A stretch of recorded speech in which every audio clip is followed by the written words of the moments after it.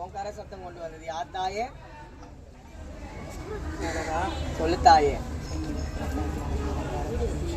சந்தோஷமா. மேல்மலையனூர் அங்காளி வந்த போது இந்த ஏழையிட பூஜை எல்லாரும் பூஜை உங்க அக்காக்கு செய்யற பூஜை எல்லாம் சந்தோஷமா?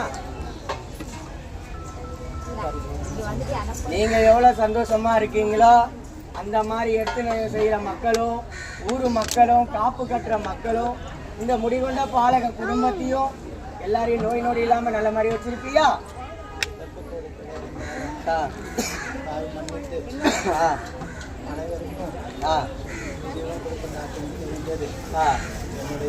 சந்தோஷம் தாயே. அதே மாதிரி ஆண்டு தவறாம இன்னும் சீர